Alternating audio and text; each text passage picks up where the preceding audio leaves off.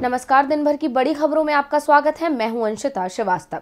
इस बुलेटिन में आज बात होगी आर्यन मामले में नवाब मलिक के एक और खुलासे की, बीजेपी राष्ट्रीय कार्यकारिणी की बैठक में हुए फैसलों की, जानेंगे बंगाल बीजेपी में क्यों छिड़ी रार, अखिलेश ने क्यों कहा यूपी में चल रही है 3 इंजन की सरकार, बात करेंगे महिला आरक्षण पर राहुल के बयान की, पंजाब में कैप्टन के करीबियों की बढ़ती मुश्किलों की, और बुलेटिन के आखिर में बात यूपी में छोटे दलों की बड़ी ताकत की। लेकिन तमाम बड़ी खबरों से पहले एक नजर सुर्खियों पर। न्यायिक हिरासत में भेजे जाने के एक दिन बाद फिर ईडी की हिरासत में पहुंचे एनसीपी नेता अनिल देशमुख। बंबई हाईकोर्ट ने पलटा विशेष अदालत का फैसला, 5 दिन ईडी की हिरासत में रहेंगे देशमुख। यूपी चुनाव से पहले निषाद पार्टी के अध्यक्ष संजय निषाद का ऐलान, बोले आरक्षण का वादा पूरा करे बीजेपी, नहीं तो 9 नवंबर से करेंगे प्रदर्शन। डीजल पेट्रोल की कीमत को लेकर पंजाब की चन्नी सरकार ने लिया बड़ा फैसला, पेट्रोल से 10 और डीजल से 5 रुपए घटाया टैक्स, रात से ही घटी दरें हो जाएंगी लागू। सपा अध्यक्ष अखिलेश यादव ने दिए संकेत, 21 नवंबर को सपा और आरएलडी के गठबंधन का होगा ऐलान, यूपी में सपा और आरएलडी मिलकर लड़ेंगी विधानसभा चुनाव।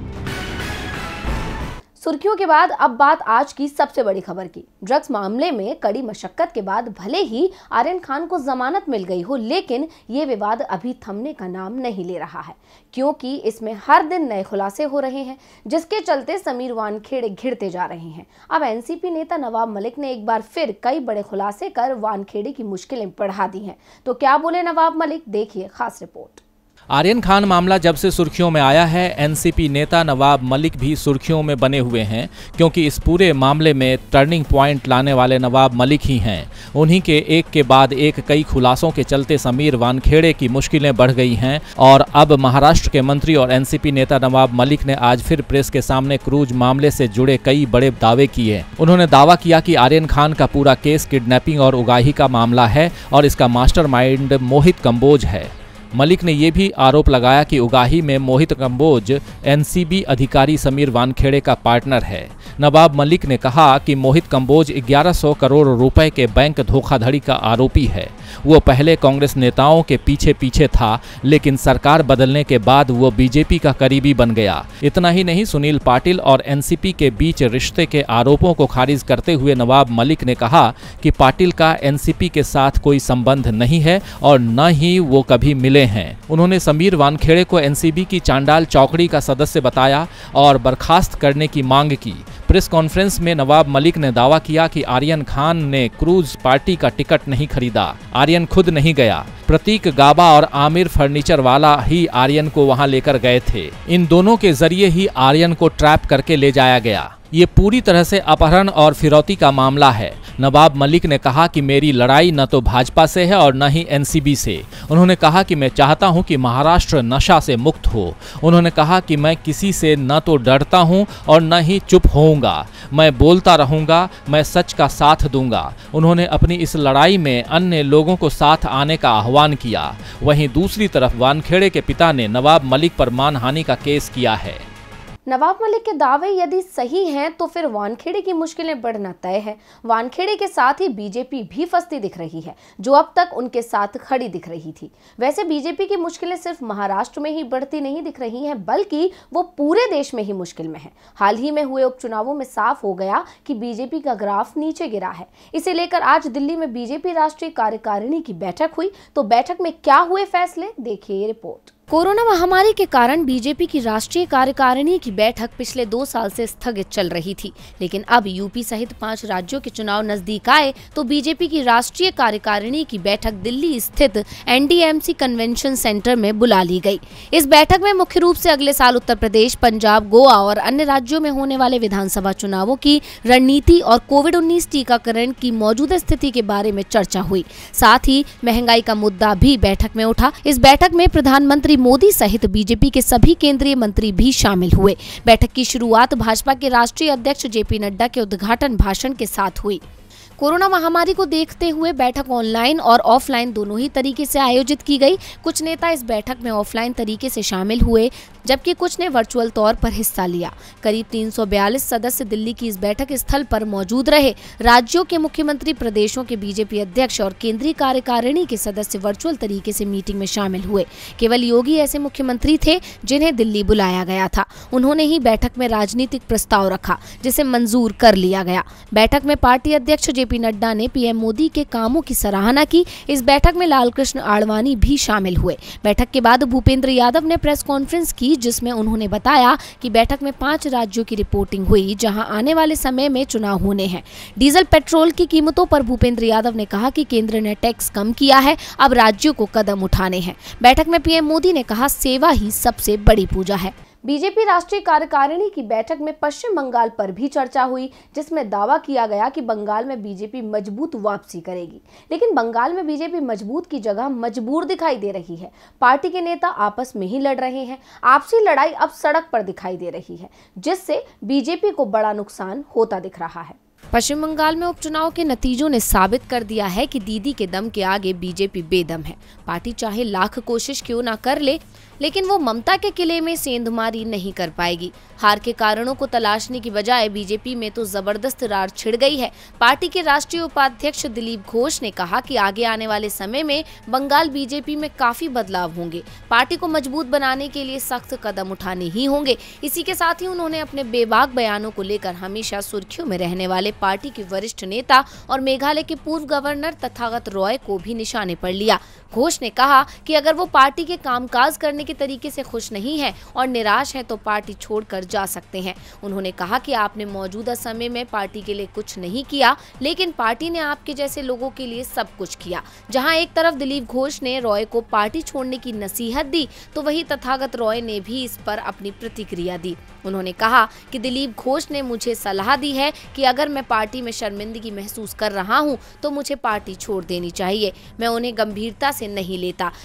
मैं पार्टी का एक साधारण सदस्य हूं, लेकिन मैं बना रहूंगा और पार्टी को सही दिशा में ले जाने का प्रयास करता रहूंगा।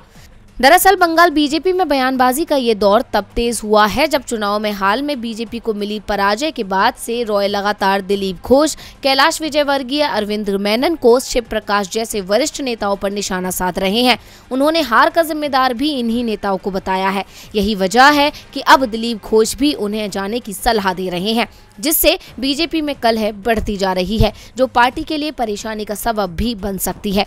बंगाल में बीजेपी कार्यकर्ता पार्टी छोड़ रहे हैं तो नेता आपस में लड़ रहे हैं, लेकिन दिल्ली में बीजेपी नेताओं को बंगाल की लड़ाई की ज्यादा चिंता भी नहीं दिख रही है।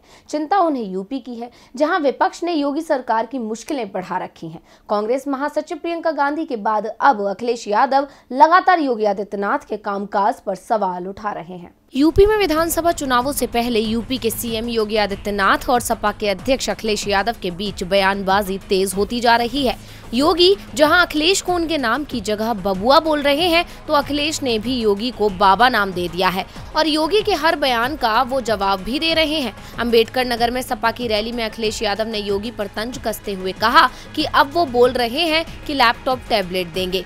4-5 साल से कौन सी टैबलेट बांट रहे थे? आपका सीएम ऐसा नहीं होना चाहिए जिसे लैपटॉप चलाना ना आता हो, तभी तो नहीं बांटा। लैपटॉप लेकर आओ, बुलडोजर नहीं। हम तो समाजवादी हैं, समय पड़ेगा तो लैपटॉप भी चला लेंगे और जरूरत पड़ी तो बुलडोजर भी चला लेंगे। लेकिन जब से यूपी में बीजेपी की सरकार आई है, तभी से हर वर्ग की मुश्किलें बढ़ गई हैं।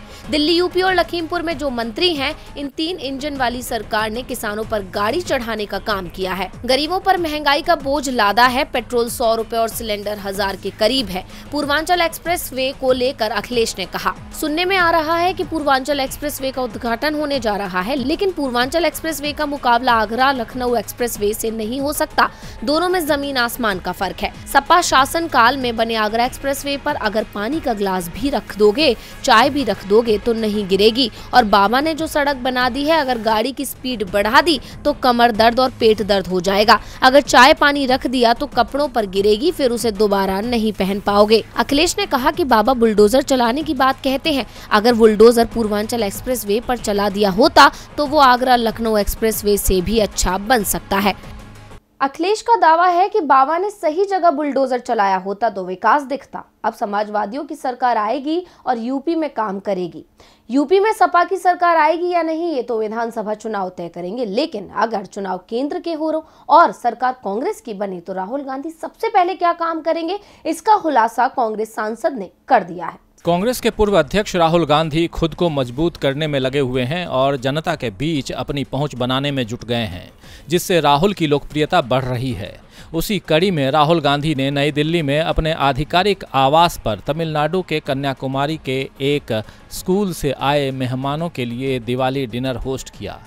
ये वही स्कूल है जहां राहुल गांधी इस साल की शुरुआत में तमिलनाडु विधानसभा के लिए चुनाव प्रचार के दौरान पहुंचे थे। मुलाकात के दौरान राहुल गांधी ने स्कूली विद्यार्थियों के साथ लंबी बातचीत की। बातचीत के दौरान जब राहुल गांधी से पूछा गया कि प्रधानमंत्री बनने के बाद आप सबसे पहले क्या करेंगे, तो उन्होंने बिना देर लगाए हुए जवाब दिया कि वे सबसे पहले महिलाओं को आरक्षण देंगे। कांग्रेस सांसद ने स्कूली बच्चों के साथ मुलाकात का वीडियो अपने सोशल मीडिया अकाउंट पर भी साझा किया। ट्विटर पर शेयर किए गए वीडियो में स्कूली विद्यार्थियों के साथ आए एक व्यक्ति ने किसान आंदोलन का समर्थन करने को लेकर राहुल गांधी और प्रियंका गांधी की सराहना की और कहा कि ये लोगों के पक्ष में आपके समर्थन को दिखा रहा था। इसी दौरान एक व्यक्ति ने उनसे ये भी पूछ लिया कि प्रधानमंत्री बनने के बाद आप सबसे पहला आदेश क्या देंगे, तो उन्होंने जवाब देते हुए कहा कि वे महिलाओं को आरक्षण देंगे। इसके अलावा राहुल गांधी ने कहा कि अगर कोई मुझसे ये पूछेगा कि आप बच्चे को कौन सी एक चीज़ सिखाएंगे, तो मैं उन्हें विनम्र होना सिखाऊंगा, क्योंकि विनम्र होने से आपकी समझ विकसित होती है। यूपी विधानसभा चुनावों में 40% टिकट महिलाओं को और यदि केंद्र में सरकार बनी तो महिलाओं को आरक्षण। साफ है कांग्रेस अब महिलाओं पर दांव खेलने के लिए तैयार है, तो जो लोग कांग्रेस से किनारा कर रहे हैं उन्हें कमजोर करने का मौका भी तलाशा जा रहा है। पंजाब में कैप्टन ने कांग्रेस से किनारा किया तो अब उनके समर्थकों से भी कांग्रेस ताकत वापस लेने की तैयारी में है। पंजाब में कांग्रेस लगातार कलह को खत्म करवाने की कोशिश कर रही है, लेकिन उसे कामयाबी नहीं मिल पा रही है। यहां तक कि आलाकमान की तरफ से कैप्टन की नाराजगी भी दूर करने की कवायद की गई थी, लेकिन कैप्टन अमरिंदर तो इस कदर खफा हुए कि हाथ का साथ छोड़ नई पार्टी तक बना ली।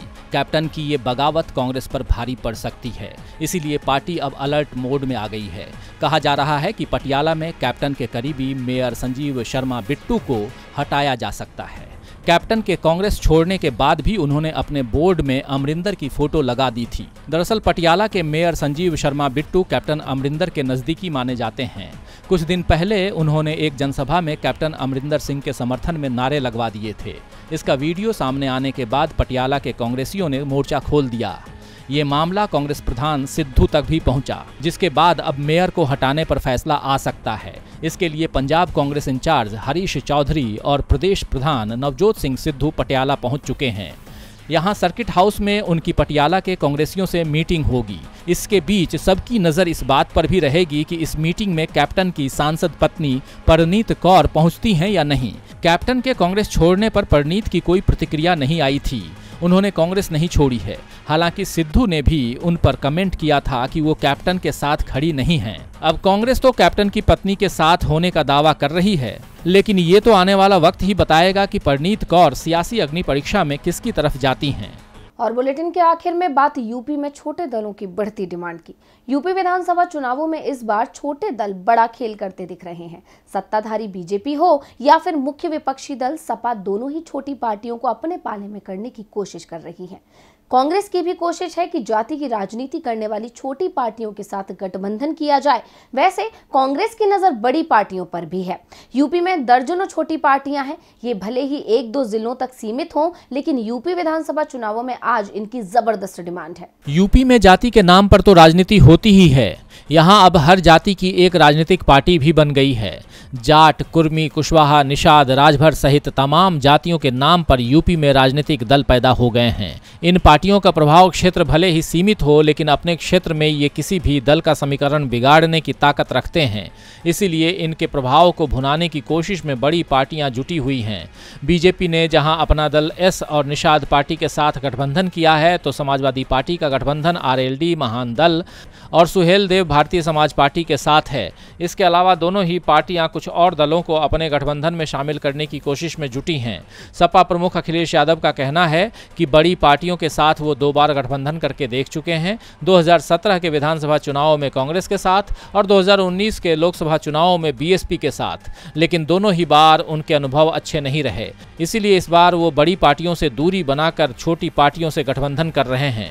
समाजवादी पार्टी के गठबंधन में शामिल महान दल का प्रभाव बरेली, बदायूं और आगरा क्षेत्र के सैनी, कुशवाहा, शाक्य के बीच है। आरएलडी भी समाजवादी पार्टी के गठबंधन में शामिल है, जिसका पश्चिमी उत्तर प्रदेश में करीब 50 सीटों पर जाट और मुसलमानों में प्रभाव है। समाजवादी पार्टी को उम्मीद है कि किसान आंदोलन का भी उसे पश्चिमी उत्तर प्रदेश में लाभ मिलेगा। सुभासपा भी सपा के गठबंधन में शामिल हो चुकी है। सुभासपा के अध्यक्ष ओम प्रकाश राजभर का दावा है कि भागीदारी मोर्चा में शामिल भारतीय वंचित पार्टी, जनता क्रांति पार्टी, राष्ट्र उदय पार्टी और अपना दल भी सपा में शामिल हैं। इसके अलावा जनवादी पार्टी ने भी सपा के साथ गठबंधन का ऐलान किया है। शिवपाल यादव की पार्टी से भी अखिलेश ने गठबंधन के संकेत दिए हैं, यानी सपा इस बार 1 दर्जन छोटे दलों से गठबंधन की तैयारी में है। तो वहीं बीजेपी भी इसी रणनीति पर चल रही है। बीजेपी का निषाद पार्टी अपना दल एस के साथ गठबंधन है। इसके अलावा भारतीय मानव समाज पार्टी, मुसहर आंदोलन मंच, गरीब पार्टी, शोषित समाज पार्टी, मानव हित पार्टी, भारतीय सुहेलदेव जनता पार्टी, पृथ्वीराज जनशक्ति पार्टी और भारतीय समता समाज पार्टी ने अपना समर्थन भाजपा को दिया है। छोटी पार्टियां जहां बीजेपी और समाजवादी पार्टी के बीच बढ़ती दिख रही हैं, तो कांग्रेस और बीएसपी के बीच भी गठबंधन की सुगबुगाहट शुरू हो गई है। तो आज इस बुलेटिन में बस इतना ही। देखते रहिए डीवी लाइव। नमस्कार।